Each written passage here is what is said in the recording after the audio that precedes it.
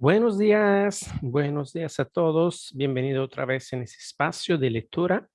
Vamos a seguir con el descubrimiento de cómo suprimir las preocupaciones y disfrutar de la vida de Dale Carnegie. Yo soy Gino Carpentieri. Estamos conectados desde la plataforma de TGU, de Toga United, y vamos a seguir con la lectura del capítulo número 14 y vamos a leer también el capítulo número 15. Capítulo 14. Si usted hace esto, nunca le preocupará la ingratitud. Recientemente conocí a un hombre de negocios de Texas que ardía de indignación. Me previnieron que me contaría lo que le sucedía antes de que pasaran 15 minutos de conocernos, y lo hizo. El incidente que lo había enfurecido se había producido hacia 11 meses, pero el hombre seguía furioso. No podía hablar de nada más.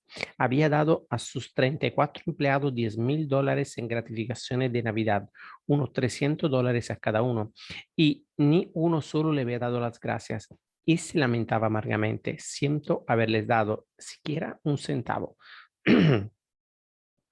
Confucio dijo que un hombre furioso está siempre lleno de veneno. Este hombre estaba tan lleno de veneno que yo lo compadecía sinceramente. Tenía unos 60 años de edad. Ahora bien, las compañías de seguro calculan que como promedio viviremos solo un poco más de los 2/3 de la diferencia entre nuestra edad actual y los 80 años. Por tanto, a este hombre, si tenía suerte, le quedaban unos 14 o 15 años. Sin embargo, había malgastado ya casi uno de esos años que le restaban con la amargura y resentimiento debidos a un suceso que pertenecía al pasado. Yo lo compadecía. En lugar de revolcarse en el rencor y la autocompasión, este hombre había podido preguntarse por qué no había tenido el menor agradecimiento. Tal vez había pagado menos de lo debido y había hecho trabajar en exceso a sus empleados. Puede que esos estimaran que una gratificación de Navidad no era un obsequio, sino algo que le era debido. Puede que fuera un hombre tan severo e inaccesible que nadie se atrevía o se preocupaba en darle las gracias. Puede que pensaran que les habían dado la gratificación porque en cualquier caso la mayor parte de los beneficios se lo llevarían los impuestos. Por otra parte, cabe que los empleados fueran egoístas, mezquinos y maleducados. Puede que fuera esto o puede que fuera aquello. No sé acerca del asunto más que ustedes, pero sé que el doctor Samuel Johnson dijo, la gratitud es un fruto que exige mucho cultivo, no se da entre gente grosera. Lo que intento decir es que aquel hombre cometió el error humano y lamentable de esperar gratitud. No conocía la naturaleza humana. Si usted le salvara la vida a alguien, ¿esperaría su agradecimiento? Puede que sí, pero Samuel Leibovitz, que fue un famoso abogado criminalista antes de llegar a ser juez, salvó 78 hombres de ir a la silla eléctrica. ¿Cuántos creen ustedes que se molestaron en agradecérselo o en enviarle siquiera una postal por Navidad? ¿Cuántos? ¿Lo adivinan? Exactamente, ninguno. Cristo sanó a 10 leprosos en una tarde, pero ¿cuántos de ellos se molestaron en darle las gracias? Solo uno. Véalo en San Lucas. Cuando Cristo se volvió hacia sus discípulos y preguntó, ¿dónde están los otros 9? Todos ellos se habían ido, habían desaparecido sin dar las gracias. Déjenme que les pregunte algo. ¿Por qué usted o yo o el hombre de negocio de Texas habríamos de esperar más agradecimiento por nuestros pequeños favores del que recibió Jesús? Y cuando se trata de cuestiones de dinero, bueno, eso es aún en un caso aún más desesperado. Charles Schwab me contó que en una ocasión había salvado a un cajero de banco que había especulado en la bolsa con fondos pertenecientes al banco. Schwab puso el dinero para que aquel hombre no fuera a la cárcel. ¿Se mostró agradecido? Oh, sí, durante un tiempo. Luego se volvió contra Schwab y lo denigró y lo acusó al mismo hombre que lo había salvado de ir a prisión. Si usted diera a uno de sus familiares $1,000,000, ¿esperaría agradecimiento? Andrew Carnegie hizo precisamente eso. Pero si Andrew Carnegie hubiera salido de su tumba al cabo de un tiempo, se habría escandalizado al ver que esa familia lo maldecía. ¿Por qué? Porque el viejo Andy había dejado 365 millones de dólares para instituciones benéficas públicas y a él lo había liquidado con un mísero millón. Así son las cosas. La naturaleza humana ha sido siempre la naturaleza humana y no es probable que cambie mientras usted viva. Entonces, ¿por qué no aceptarla? ¿Por qué no ser tan realista respecto como Marco Aurelio, uno de los hombres más sabios que hayan gobernado nunca el Imperio Romano? Marco Aurelio escribió en su diario: hoy voy a reunirme con personas que hablan demasiado, que son egoístas y desagradecidas, pero no me sorprenderé ni molestaré porque no puedo imaginar un mundo sin personas así. Eso tiene sentido, ¿verdad? Si vamos por ahí gruñendo contra la ingratitud, ¿a quién cabe culpar? ¿Es la naturaleza humana o nuestra ignorancia de la naturaleza humana? No esperemos gratitud. Entonces, si en alguna ocasión la recibimos, será una sorpresa deliciosa. Si no la recibimos, no nos sentiremos molestos. Ese es el primer extremo que intento recalcar en este capítulo. Es normal que la persona se olviden de ser agradecidas. Por ello, si vamos por ahí esperando gratitud, nos dirigimos directamente a un montón de pésares. Conozco a una mujer en Nueva York que siempre se está quejando de su soledad. Ninguno de sus familiares quiere estar cerca de ella. No es de extrañar. Si usted la visita, le contará durante horas lo que hizo por sus sobrinas cuando eran niñas. Las cuidó cuando tuvieron sarampión y páperas y tosferina. Las tuvo en su casa durante años. Ayudó a que una hiciera estudios de administración de empresas y ofreció un hogar a la otra hasta que se casó. Van la sobrina a verla, o sí de vez en cuando, por cumplir un deber, pero les dan pavor esas visitas. Saben que tendrán que aguantar varias horas de reproches apenas velados. Serán obsequiadas con una interminable letanía de amargas quejas y suspiros de autocompasión. Y cuando esta mujer ya no puede intimidar, acobardar o amedrantar a sus sobrinas para que vayan a verla, tiene uno de sus accesos, tiene un ataque al corazón. ¿Es real ese ataque al corazón? Oh, sí, los médicos dicen que tiene un corazón nervioso, que sufre de palpitaciones, pero dicen también que no pueden hacer nada por ella, que su dolencia es de tipo emocional. Lo que esta mujer quiere en realidad es cariño y atención, pero lo llama gratitud y nunca tendrá gratitud ni amor porque los exige. Cree que se lo deben. Hay miles de personas como ella, personas que están enfermas de ingratitud, soledad y abandono. Desean ser amadas, pero el único modo en el mundo en que pueden esperar llegar a conseguirlo es dejar de pedirlo y empezar a dar amor sin esperar a que se lo devuelvan. Suena idealismo, pero suena idealismo puro, inútil, visionario, no lo es. Es solo sentido común. Es una buena manera de que usted y yo encontremos la felicidad que buscamos. Lo sé, lo he visto en mi propia familia. Mi padre y mi madre, perdón un momento, mi padre y mi madre daban por el placer de ayudar a los demás. Éramos pobres, siempre abrumados de deudas. Sí, pero con toda nuestra pobreza, mis padres siempre se las arreglaban para enviar todos los años algún dinero a un asilo de huérfanos. El hogar cristiano de Council Bluff en Iowa. Mis padres nunca visitaron ese asilo. Probablemente nadie les agradeció sus donativos, salvo por carta, pero fueron muy bien recompensados porque tuvieron la alegría de ayudar a los pequeños sin desear o esperar gratitud alguna a cambio. Después de dejar mi casa, siempre enviaba a mis padres un cheque por Navidad y les pedía que se permitieran el placer de algunos lujos, pero raramente lo hacían. Cuando iba a casa unos días antes de Navidad, mi padre me decía que habían comprado carbón y comida para alguna pobre mujer de la ciudad que tenía muchos hijos y carecía de dinero para lo más indispensable. ¿Qué alegría obtenían de esos regalos? La alegría de dar sin esperar nada en absoluto a cambio.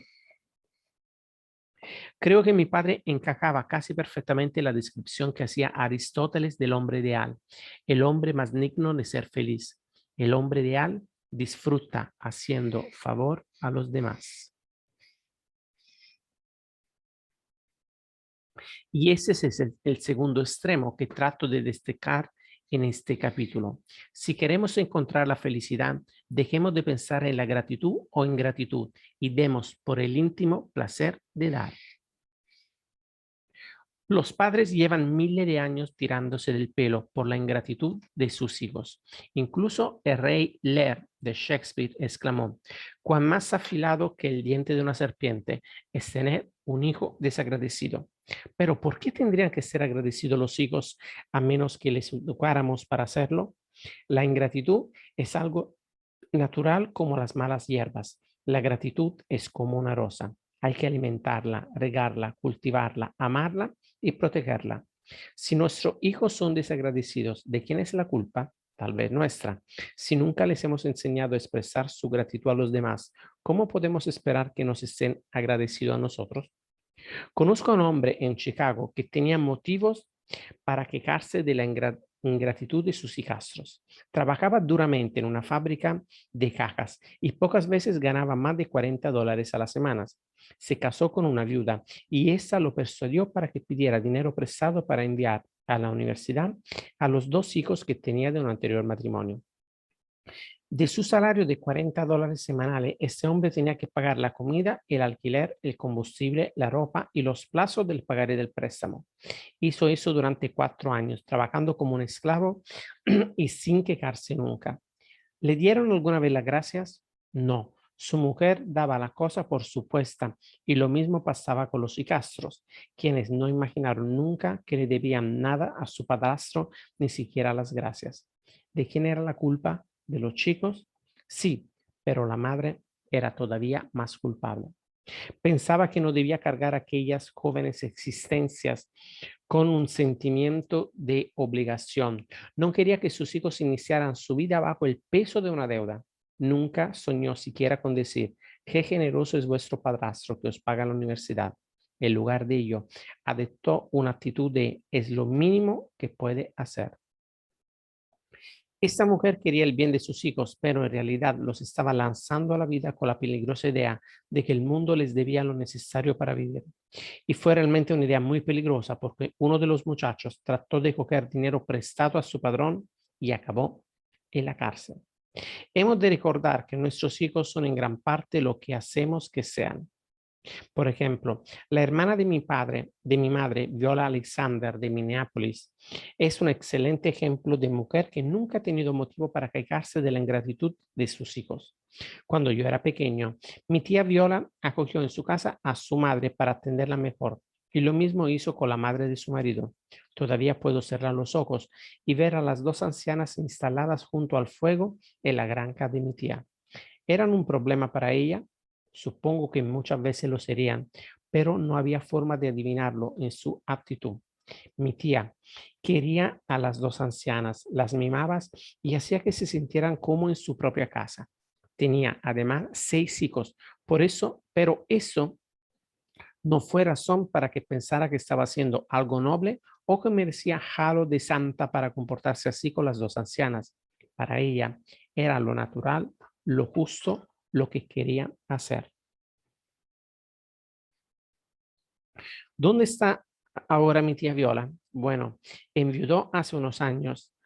eh, Enviudó hace unos 20 años y tiene 5 hijos ya mayores, 5 hogares independientes, todos los cuales se la disputan para que esté con ellos. Sus hijos la adoran y nunca se cansan de ella. ¿Es gratitud? ¡Qué insensatez! Es cariño, puro cariño. Estos hijos respiraron un afecto humano cálido y radiante durante toda su infancia. Es de extrañar que ahora, cuando las posiciones se han invertido, devuelvan amor. Recordemos que para tener hijos agradecidos debemos ser agradecidos nosotros. Recordemos que los pequeños tienen muy buen oído y están atentos a todo lo que decimos.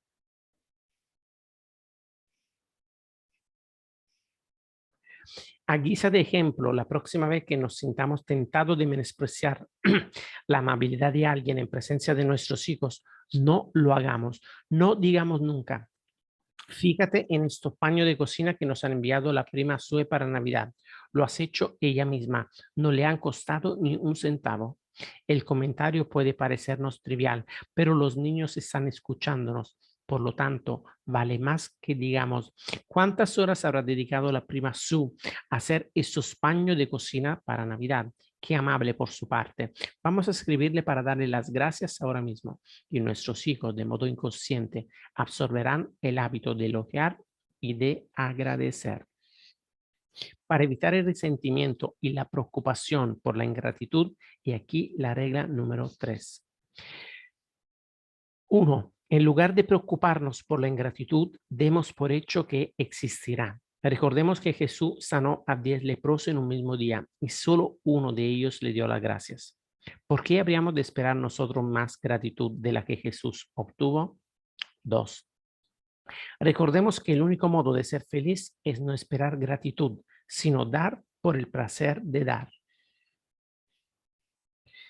3. Recordemos que la gratitud es un rasgo cultivado. Por ello, si queremos que nuestros hijos sean agradecidos, debemos enseñarles a serlo. Capítulo número 15. ¿Aceptaría usted $1.000.000 por lo que tienes? ¿Por lo que tiene? Conozco, perdone, conozco a Harold Abbott desde hace años. Vivía en Webb City, Missouri. Era quien organizaba mis conferencias. Un día nos encontramos en Kansas City y me llevó en coche a mi granja en Belton, Missouri. Durante el viaje le pregunté cómo hacía para no preocuparse y me contó una historia tan estimulante que nunca la olvidaré. Yo solía preocuparme mucho, me dijo, pero un día de la primavera de 1934, cuando iba por la calle West Daugherty en Webb City, vi algo que disipó todas mis preocupaciones.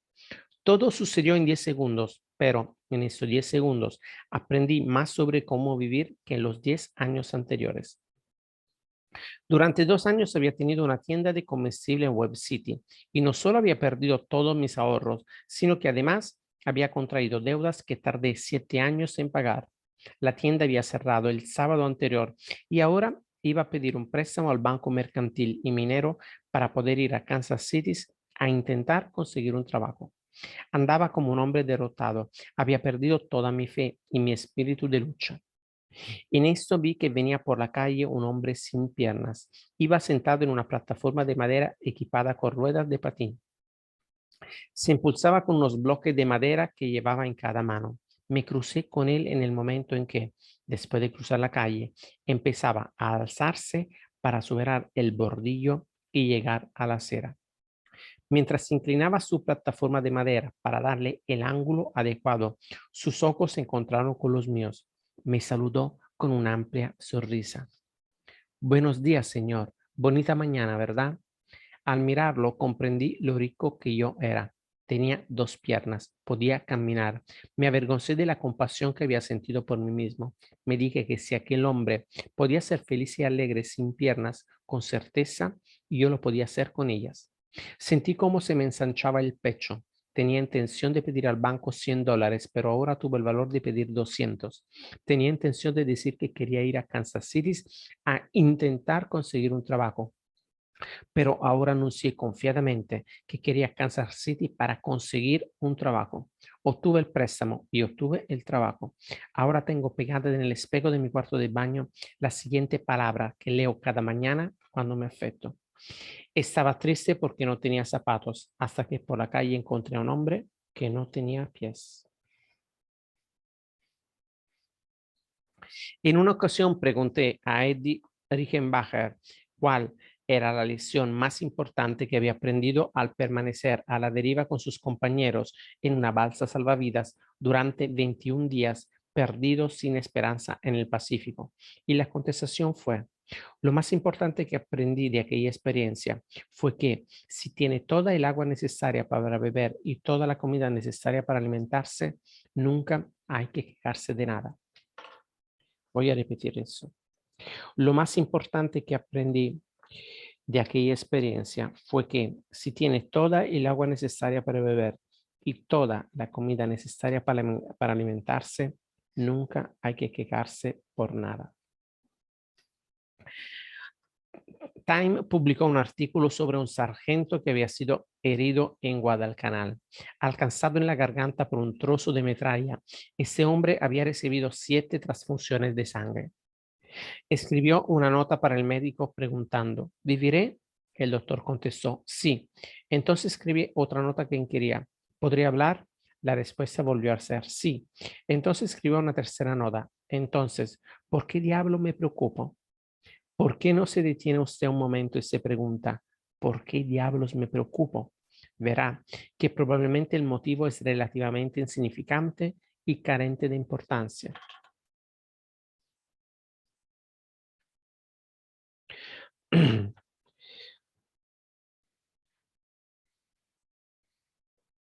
Aproximadamente un 90% de las cosas que hay en nuestra vida están bien y un 10% están mal. Si queremos ser felices, lo único que debemos hacer es concentrarnos en el 90% que está bien y dejar de lado el 10% que está mal. Si queremos sentirnos preocupados y amargados y acabar con úlceras de estómago, solo tenemos que concentrarnos en el 10% que está mal y dejar de lado el 90% que es estupendo. Las palabras think and thank, piensa y agradece, están grabadas en muchas de las iglesias cromwellianas de Inglaterra. Son palabras que también deberíamos grabar en nuestro corazón. Piensa y agradece. Pensar en todo aquello por lo que debemos estar agradecidos y agradecer a Dios todas las mercedes y gracias recibidas. Jonathan Swift, autor de Los viajes de Gulliver, era el pesimista más devastador de la literatura inglesa. Lamentaba tanto haber nacido que el día de sus cumpleaños vestía de negro y ayunaba. Sin embargo, ese supremo pesimista alababa el gran poder curativo de la felicidad y la alegría y declaraba, los mejores médicos del mundo son el doctor Dieta, el doctor Quietud y el doctor Alegría. Usted y yo podemos obtener los cuidados del doctor Alegría gratuitamente y a cualquier hora del día, fijando nuestra atención en todas las increíbles riquezas que poseemos, riqueza que ceden en mucho los fabulosos tesoros de Ali Baba. ¿Vendería usted sus ojos por $1.000.000.000? ¿Qué pediría por sus piernas, por sus manos, por sus oídos, por sus hijos, por su familia?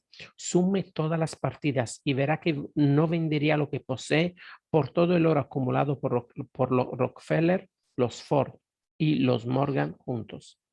¿Acaso apreciamos todo eso? No.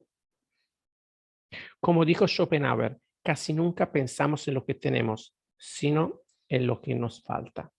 Sí, la tendencia a no pensar casi nunca en lo que tenemos, pero siempre en lo que nos falta, es la mayor tragedia del mundo. Probablemente ha causado más infortunios que todas las guerras y enfermedades de la historia.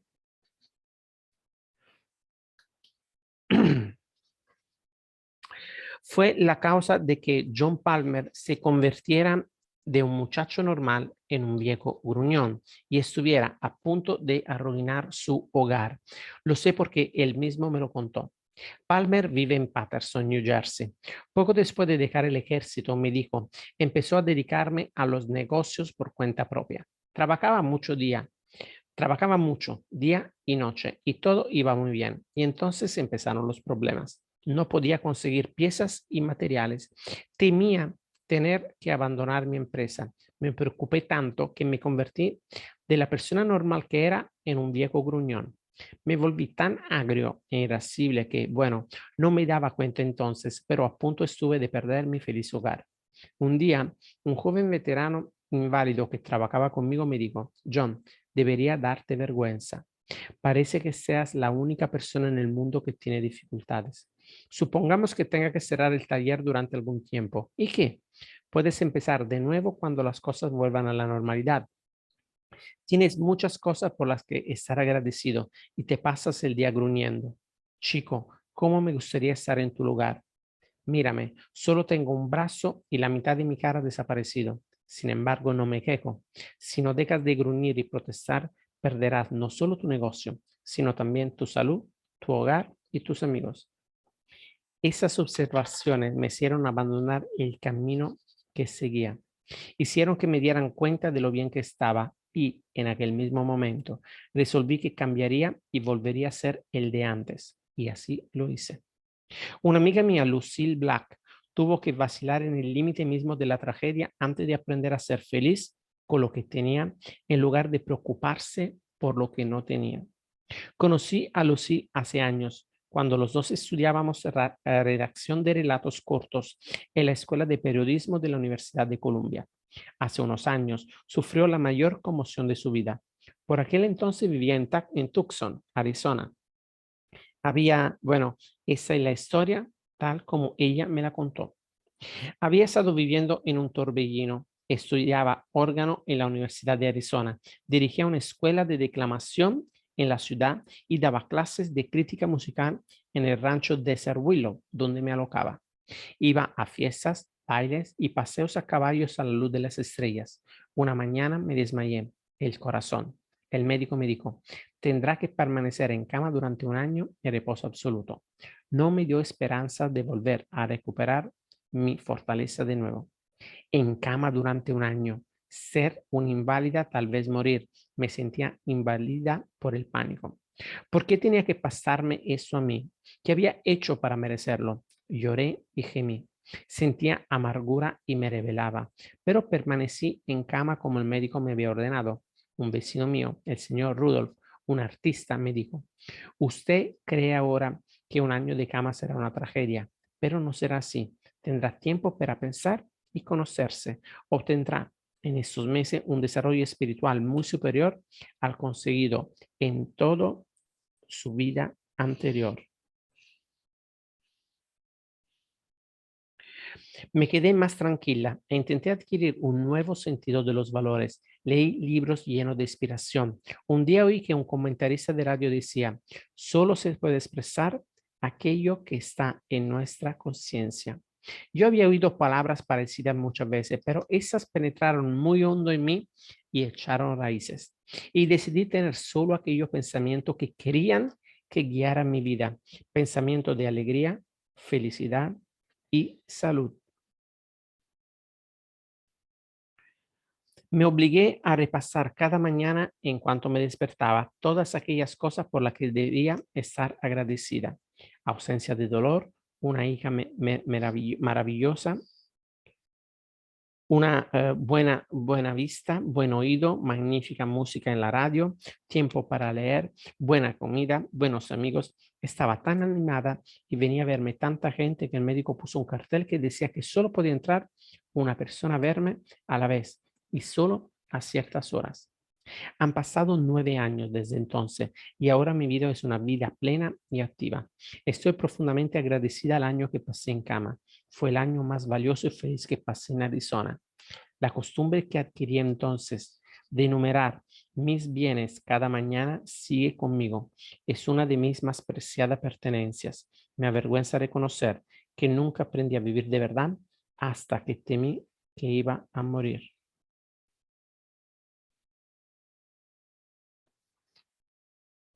Querida, querida Lucille Black, puede que no se haya dado cuenta, pero ha aprendido la misma lección que aprendió el doctor Samuel Johnson hace 200 años. La costumbre de ver el lado bueno de cada cosa que pasa, dijo, vale más de 1000 libras al año.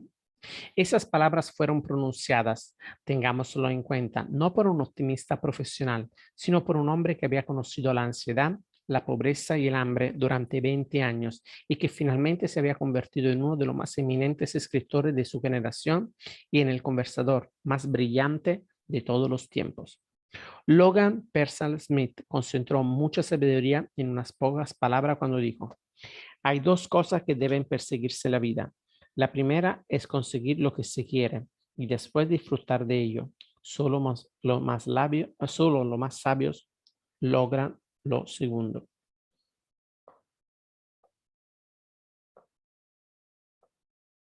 ¿Les agradaría saber cómo hacer para que hasta fregar platos resulte una cosa interesante?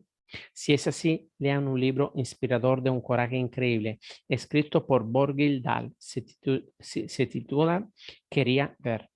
Este libro lo escribió una mujer que estuvo prácticamente ciega durante medio siglo. Solo tenía un ojo, escribe, y tan cubierto de espesas cicatrices que solo podía ver a través de una pequeña apertura en la parte izquierda del ojo. Para leer, tenía que colocar el libro muy cerca de la cara y forzar mi único ojo lo máximo posible hacia la izquierda.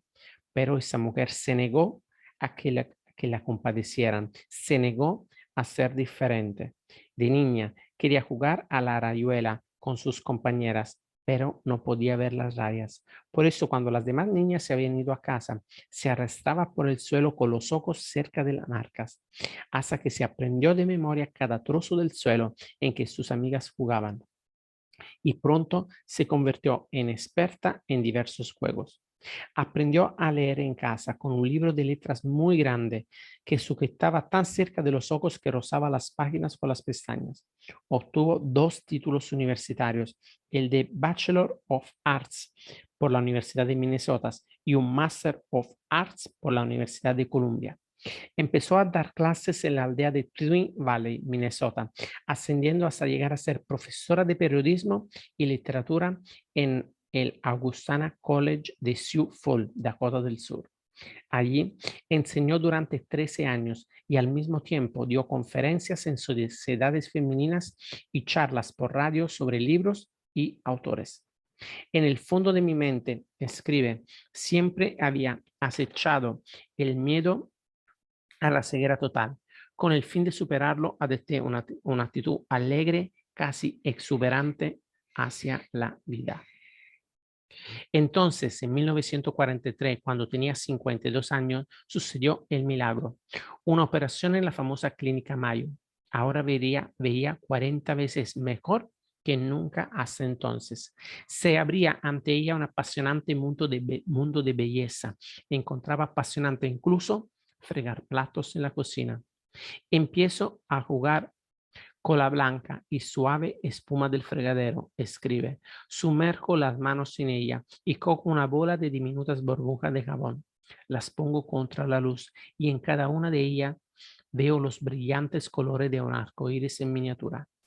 Cuando miraba por la ventana de la cocina, veía aletear las alas negruzcas de los gorriones que volaban en medio de la espesa nieve que caía. Encontraba tal placer al mirar las burbujas de jabón y los gorriones que acabó el libro con esas palabras. Señor, Dios mío, murmuró, Padre nuestro que estás en los cielos, gracias, gracias, gracias. Imagínese agradecer a Dios porque se puedan fregar los platos y ver arcoíris en las burbujas y a los gorriones volando en medio de la nieve. Usted y yo deberíamos sentirnos avergonzados de nosotros mismos. Todos los días de nuestra vida hemos vivido en un mundo mágico de belleza, pero hemos estado demasiado ciegos para verlo, demasiados ahitos para disfrutarlo. Si queremos dejar de preocuparnos y empezar a vivir, la regla número 4 es: contemos nuestros bienes, no nuestros infortunios. Muy bien, amigos, muy bien. Realmente impresionante la lectura de hoy, muy impactante. Así que nada, lo dejamos aquí y vamos a seguir mañana con el capítulo número 16. Encuéntrate y sé tú mismo. Recuerda que no hay nadie en el mundo como tú. Así que chicos, que tengan un día fantástico. Gracias por haberme acompañado y nos vemos mañana por seguir con esta lectura. Un abrazo para todos. Chao, chao.